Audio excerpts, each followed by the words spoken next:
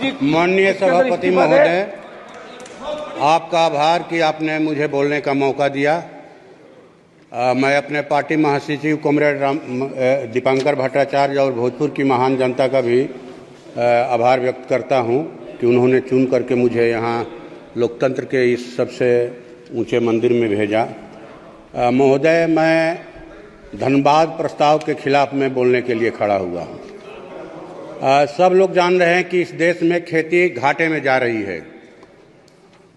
बढ़ते महंगाई के कारण, लागत सामग्रियों के कारण खेती में किसानों को घाटा हो रहा है और जिन भूधारी किसानों के पास या भूस्वामियों के पास रोजगार का दूसरा विकल्प है, वो खेती नहीं करना चाहते, वो अपनी खेती बटाई पर लगा रहे हैं, मनी पर दे रहे हैं, पट्टे पर दे रहे हैं। तो घाटे की खेती का भार देश के बटाईदार किसानों ने अपने कंधों पर उठा रखा है, लेकिन उन्हें किसान नहीं समझा जा रहा है। जो कृषि बजट है हजारों करोड़ का, उसका लाभ उनको पहचान पत्र के अभाव में नहीं मिल रहा है।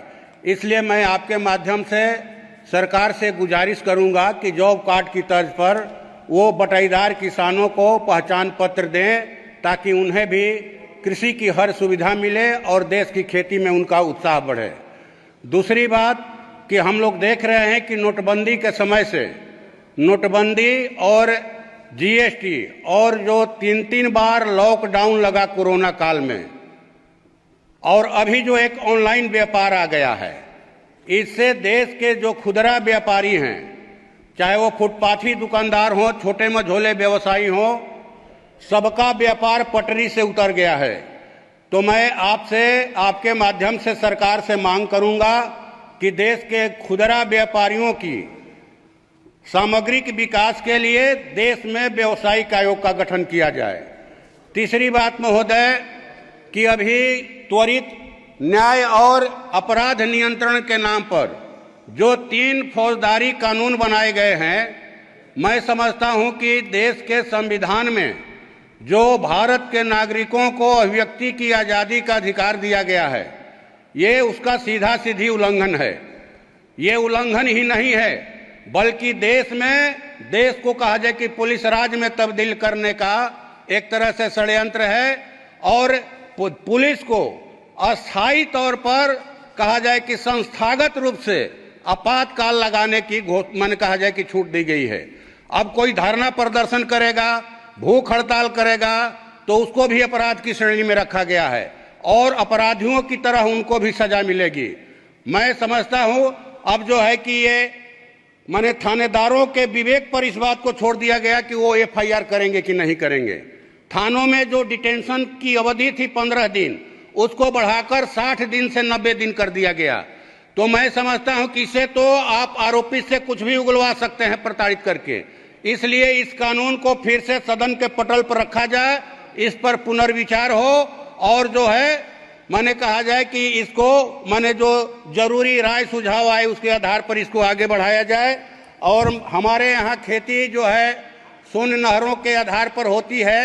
जिले के दक्षिणी इलाके में सोन नहरें हैं जो करीब 150 साल पुरानी हो गई हैं।